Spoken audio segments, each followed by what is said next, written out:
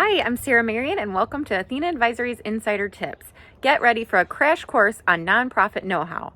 Each week, you'll get access to insider tips straight from those who know best. Join us to learn something new, no matter if you're a seasoned pro or just starting out.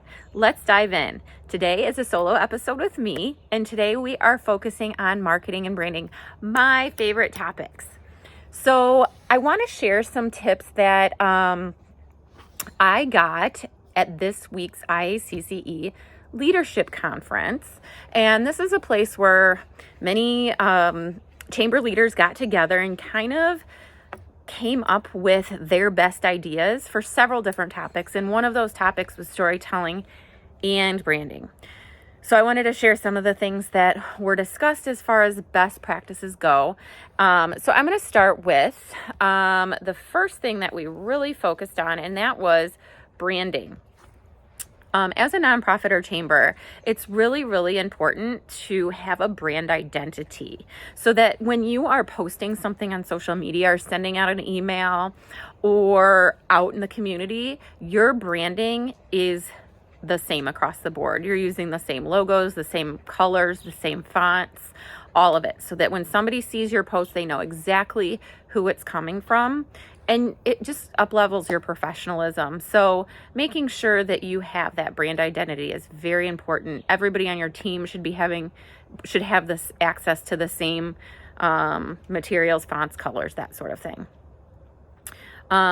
Next, key messages. Have a focus, and you can't do everything. So go back to your mission statement, and every initiative that you go after, make sure you're matching it up with your mission statement. If it aligns with your mission, wonderful. That's your green light. If it does not align with your mission, that may be an opportunity for you to say, you know what? Let's put that in the parking lot for, our next strategic plan, and we can focus on it then. So that really is a good way to decipher what you should be sharing and what you should be holding off on. Next is, who's your audience? Who are the people that you're trying to speak to? So I know this can be very hard for some organizations because some may want to talk to the larger community, but some may want to talk to the people that they serve only. So make sure you know who you're serving. Here's a really good example. This comes from the chamber world, but I think it could really apply to any nonprofit organization. So a chamber has two different audiences. So one audience is the members, right? The people that pay the dues to be a part of the organization. Then the other is the community. So you need to figure out, okay, who are we talking to? Are we going to be sharing membership, like small business best practices, when our community is looking for information about businesses? You don't want to do that, and you want to make sure that you're aligned. So here's a way to fix that. And this is what we did in our chamber. On our Facebook page, we only spoke to the community. We did not really speak to our members on our Facebook page. We used the page to share chamber member news, exciting events, if there was a ribbon cutting, just to share with the whole community about what was going on in the business community.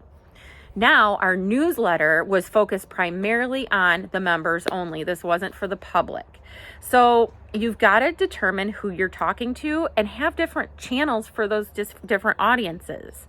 Maybe you have two Facebook pages, one for the entire community and one just for your members or the people you serve. So make sure you're talking to your audience that you're looking to talk to. And that's okay to have different channels to talk to different audiences. Next is to keep your content fresh. Post regularly. Don't post once a week. You need to post at least daily. When I look up a business or an organization on Facebook or Instagram or LinkedIn, and I see that the last time they post was like 3 months ago, I kind of question, if they're an active organization. And they may be super active, but as a new person looking in, I may not realize that. So it's important to keep sharing your message and keep that content fresh, because that helps with engagement and your SEO. When people search for you, that brings you to the top of the list, and you want that. That visibility is huge, and it's free. So use it. And I know it can be overwhelming to constantly be creating new content, but guess what? You can reuse so much content. So say you create a video sharing what your organization does. Awesome. You can reshare that several times. You don't have to recreate it, because it is important to re-engage in the community on what you do. People need to see something 7 times before it resonates. So don't feel bad sharing some of the same things. Maybe just tweak, the titles or the captions, but you can reuse stuff and don't feel bad. If you have a video, you can splice certain parts of that video and share just that small part of the video too.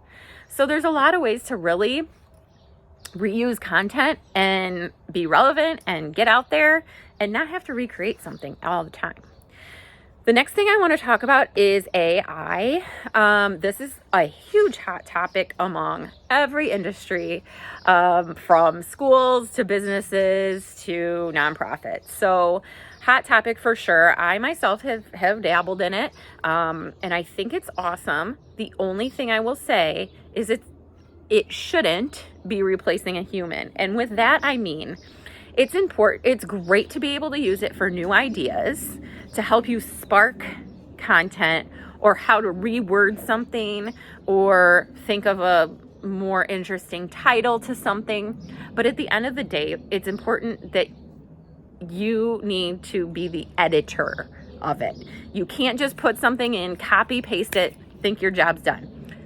No, you have to really review what it's spitting out, so then you can put your spin on it and your own voice.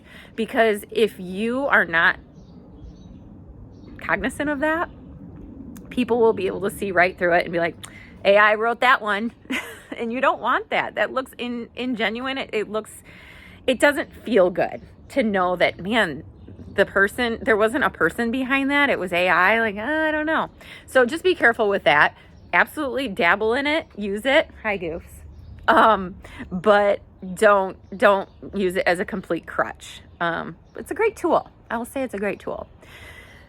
So I hope that was helpful. I guess the only other thing I would say is continue making sure that storytelling is a big part of your marketing plan.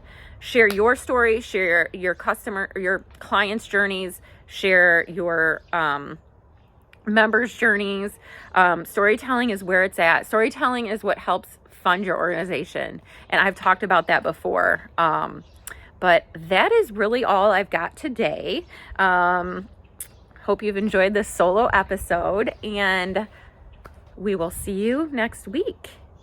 Enjoy the beautiful weather, and please reach out if you have any questions about branding, marketing, strategic planning, anything else that you need help with. Please reach out to me. I'd love to have a conversation, some coffee or a Zoom call, and we can chat. Have a good one.